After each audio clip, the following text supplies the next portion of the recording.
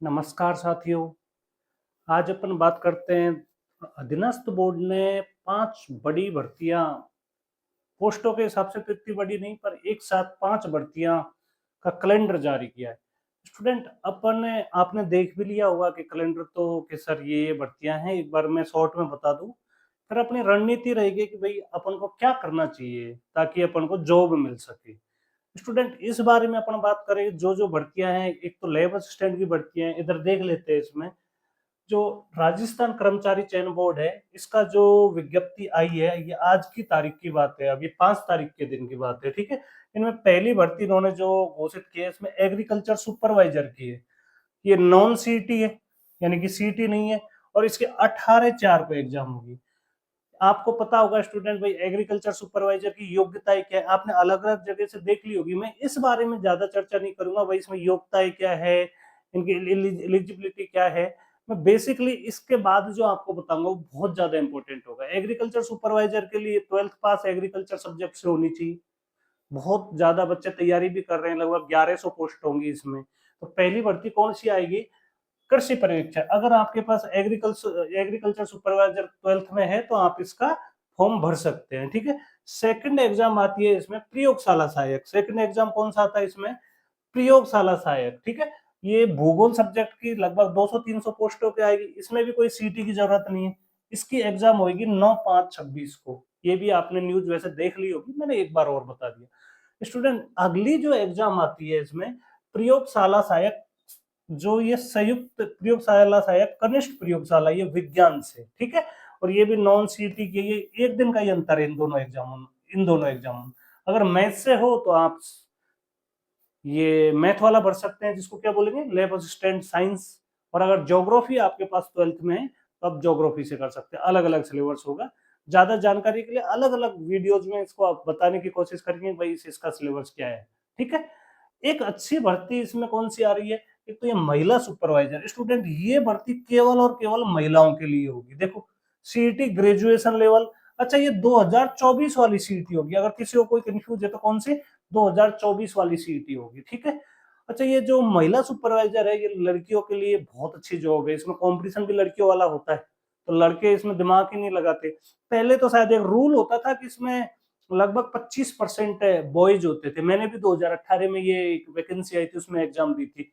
अब विज्ञप्ति आने पर ही पता चलेगा भाई इसमें कि कितने परसेंट पुरुष की मतलब बॉयज की वैकेंसी होगी, कितनी गर्ल्स की होगी। लेकिन ये मुख्यतः गर्ल्स की वैकेंसी है, अच्छी भर्ती है।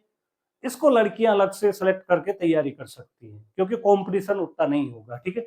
एक इसमें एक अच्छी भर्ती कौन सी आती है? एक भर्ती आती है वनपाल। देखो, ये कम पोस्ट है, लगभग 250 के लमसम पोस्ट है। वनपाल की भर्ती है। ये भी सीटी 12th लेवल से होगी। कौन सी सीटी? ये जून में पेपर होगा, देखो 28 जून, और ये 18 जून, ये जून के महीने के पेपर। वनपाल का एक अच्छा ऑप्शन है आपका। स्टूडेंट मेन बात ये आती है कि हम तैयारी कैसे करें, किस एग्जाम के हिसाब से करें। जो ये मार्केटिंग चल रही है, डेली कोई भी यूट्यूब पे आके बोल देता है कि साहब ये वैकेंसी आ गई, इसकी तैयारी करो, वो वैकेंसी आ गई, उसकी तैयारी करो, अभी 2 सीटी के 2 पेपर आ रहे हैं, उसकी तैयारी करो। तो बेचारे जो टीचिंग लाइन के, नेक्स्ट पेज पे अपन यही बात करेंगे। देखो, जो टीचिंग लाइन के स्टूडेंट है वो चलो टीचिंग लाइन में लगे हुए हैं, और जो बड़ी तैयारी करने वाले बच्चे हैं वो भी लगे हुए हैं। लेकिन दिक्कत आती है कि यार सर, जिनको बेचारे के पास ना तो बीएड एसटीसी है, और ना उनके भाई बड़ी इतनी, अपना बोला कि सर अपने इतने हिसाब से ही है कि कोई भी नौकरी लग जाए, तो ना वो आरएस की तैयारी कर रहे हैं, ना एसआई की तैयारी कर रहे हैं, और उनके बाद कोई टीचर की कोई डिग्री बीएड एमए है नहीं, एसटीसी है नहीं, वो क्या करे। देखो, मैं आपको यहाँ आपको क्लियरली बता दूं, अगर जो स्टूडेंट आरएएस ईओआरओ एसआई की तैयारी कर रहे हैं तो इनको तो बताने की जरूरत ही नहीं है सर क्या करें इनके लिए। ये अपने आप इतने मैच्योर हैं, ये चुपचाप अपनी तैयारी में लगे हुए, ठीक है। बात आती है टीचर एग्जाम की। देखो, फर्स्ट ग्रेड का एग्जाम जून में है ही, मई के लास्ट में, मई जून में है। ये जुलाई में सेकंड ग्रेड, ये बच्चे लगे हुए। थर्ड ग्रेड का भी जनवरी में एग्जाम है, अभी वो 17 जनवरी। तो ये बच्चे तो बिल्कुल सेटल है, इनके बारे में तो चर्चा करने की जरूरत ही नहीं है। दिक्कत यह है जो टीचर की भी तैयारी नहीं कर रहे, जो आरएएस और ईओआरओ और एसआई इधर भी तैयारी नहीं कर रहे, वो बेचारे क्या क्या। अच्छा, ये जो दोनों श्रेणियों में जो लोग नहीं है, वो फिर वो आरएसएसबी की तैयारी कर रहे हैं, राजस्थान सर्विस सिलेक्शन बोर्ड की।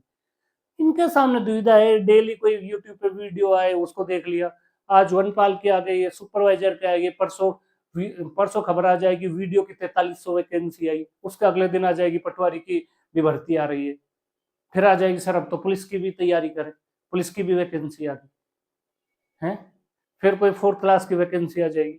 तो बेचारे सबसे ज्यादा शोषण इन बच्चों का हो रहा है।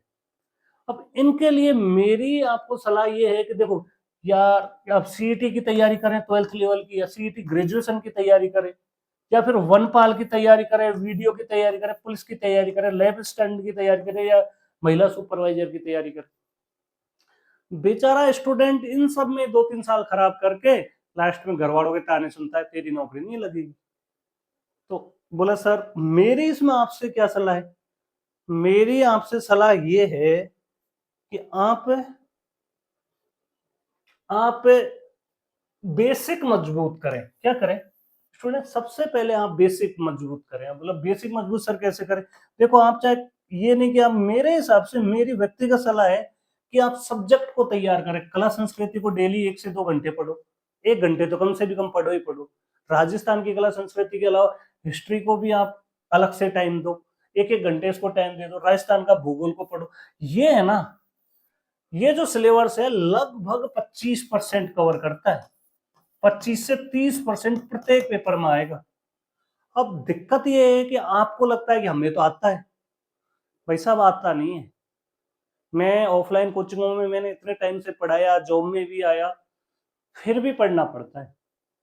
तो ये गलत फहमी है, तुम्हें आता है पेपर में तो फिर गलत होगा। तुम्हें ना हिस्ट्री आती, ना कल्चर आती, ना ज्योग्राफी आती। कोई आप मन में सोच के देखो कि भाई मुझे कल्चर का कौन सा टॉपिक ऐसा है जिसको मैं बिगड़ दे के बोल के बता सकता हूँ।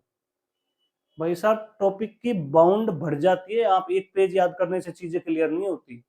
तो प्लीज मेरी बातों का बुरा ना मान के इसको बेसिक से वापस तैयार करो। हिस्ट्री, कल्चर, ज्योग्राफी को कम से कम 3 घंटा देना शुरू कर दो, क्योंकि 150 प्रश्न अगर पेपर में आएंगे ना, तो 150 में से 40 क्वेश्चन राजस्थान की जीके के आएंगे।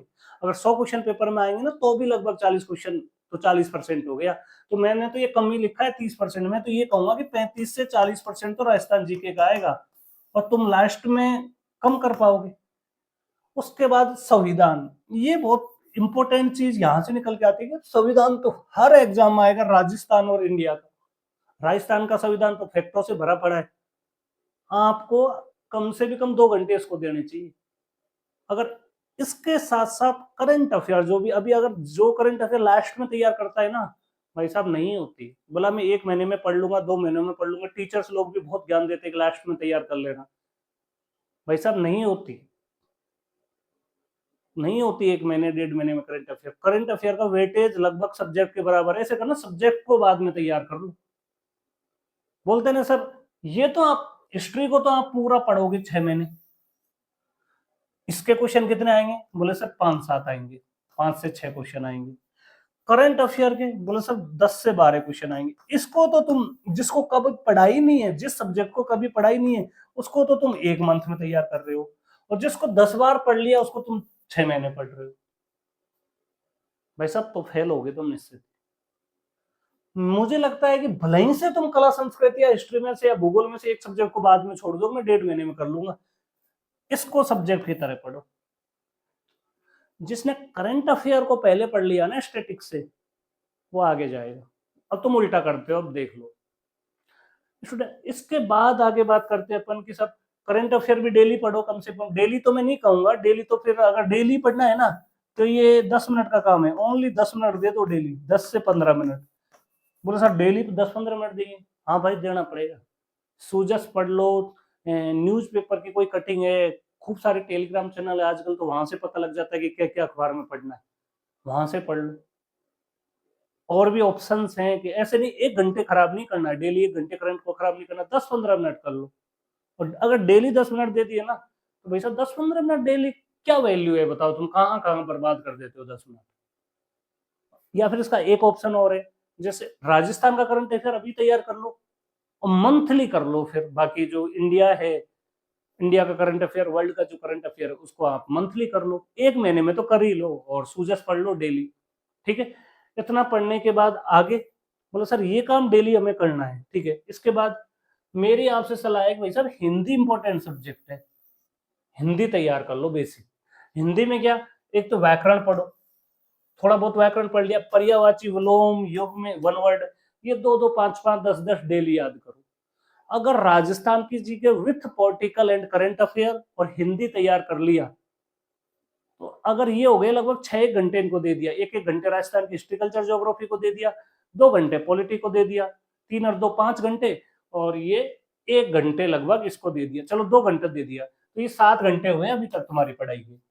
गणित और रीजनिंग, रीजनिंग एग्जाम टाइम पे आराम से हो जाएगा, थोड़ा बेसिक गणित पे ध्यान दो। अगर जिसकी बेचारे की गणित वीक है तो देखो वनपाल जैसी एग्जामों में, सीटी की एग्जामों में, वीडियो में, पटवारी में भाई सब बेसिक मैथ तो आएगी।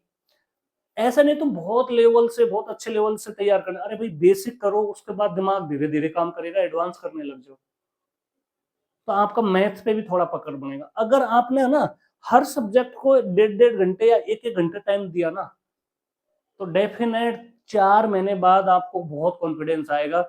और उसके बाद ऐसे नहीं कि तुम्हें वनपाल की एग्जाम देनी है, या वीडियो की देनी है, या पटवारी की देनी है, या सीईटी की देनी है। भाई साहब अभी समझ जाओ इस बात को कि आप सीईटी की ही तैयारी कर लो, बाकी अपने आप कहीं कहीं नौकरी लग जाएगी, आपको भी नहीं पता कि किस में लगेंगी, 2 3 नौकरियां लग जाएंगी। बट शर्त यही है, राजस्थान की हिस्ट्री भी आपको पढ़नी है डेली, कल्चर भी पढ़नी है, ज्योग्राफी भी पढ़नी है, पॉलिटी भी पढ़नी है, करंट अफेयर भी पढ़नी है, मैथ्स भी पढ़नी है, थोड़ा सा 1 घंटा साइंस के लिए भी देना है, 1 1.5 घंटे हिंदी के लिए भी देना है। अच्छा, जो ये जो टाइम बताया है ना मैं ना, इसको 2 भागों में बांट लो, सुबह और शाम, दोपहर में नींद ले लो, ताकि आपका माइंड रिसाइकिल हो जाए। जिसने इस चीज को फॉलो कर लिया, समझ लो कि वो 4 से 5 महीने बाद आप अच्छी, देखो साइंस है, 4 से 5 महीने बाद आप अच्छी जगह पहुंच जाओगे, यानी कि आपका बेसिक कॉन्फिडेंस अच्छा होगा।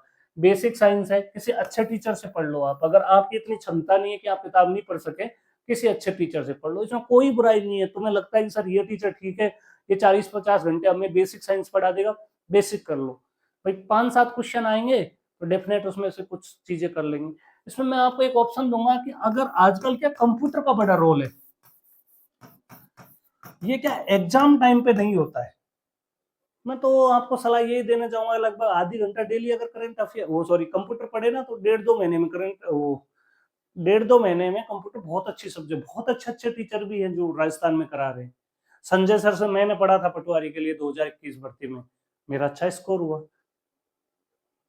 तो मैं आपको क्या सहयोग कर सकता हूँ इसमें, मेरी सलाह आपसे यह है कि एक एग्जाम के पीछे मत भागो। पहली बात, अगर तुम एक एग्जाम के पीछे भागोगे तो सिलेक्शन नहीं होगा। बोला सर आप उल्टा क्यों बोल रहे हो कि टीचर्स तो बोलते हैं कि सिर्फ एक एग्जाम को टारगेट करो।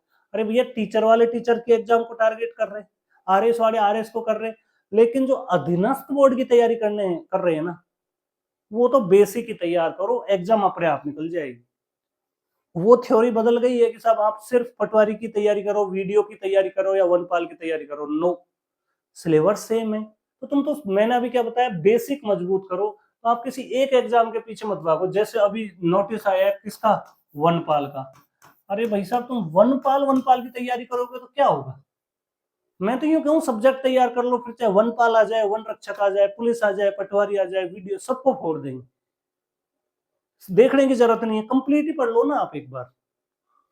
ठीक है, ऑल सब्जेक्ट साथ साथ पढ़े, अगर आपको सिलेक्शन होना है, मेरा मूल मंत्र ये है, बेसिक ऑल सब्जेक्ट साथ साथ पढ़े।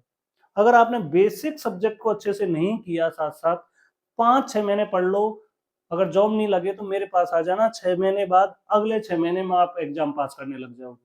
अब यार चीजें में टाइम तो लगता ही है, तुम पढ़ने को अगर 10 घंटे दोगे तो ही नौकरी की संभावना बढ़ेगी, बाकी तो भीड़ तंत्र है, मजे लो, और इस मीडिया की रील देखा करो और वीडियो देखा करो।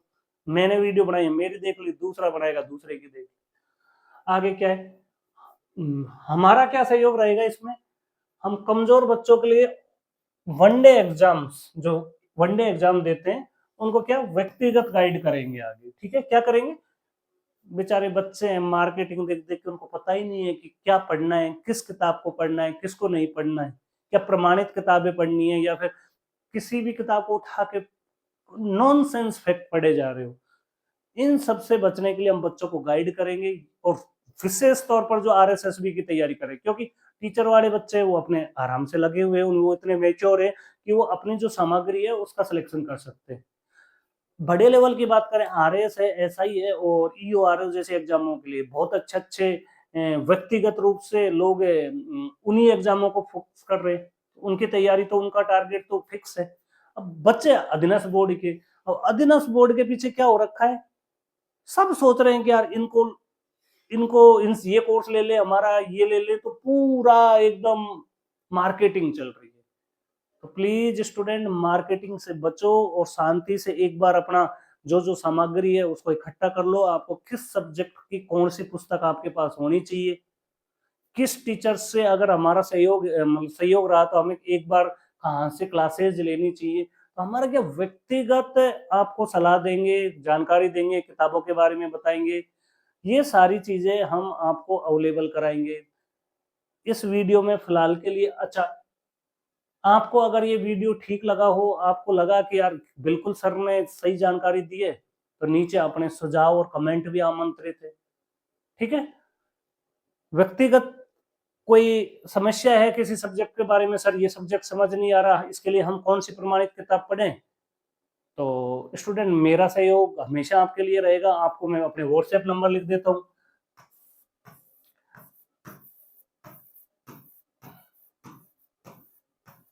ये इसको दिख नहीं रहा होगा आपको, इसको और अच्छे से कर देता हूँ मैं, रुको। मेरे जो व्हाट्सएप नंबर है वो है 63 75 26 94 67। ठीक है, ओनली व्हाट्सएप करना है। क्या करना है?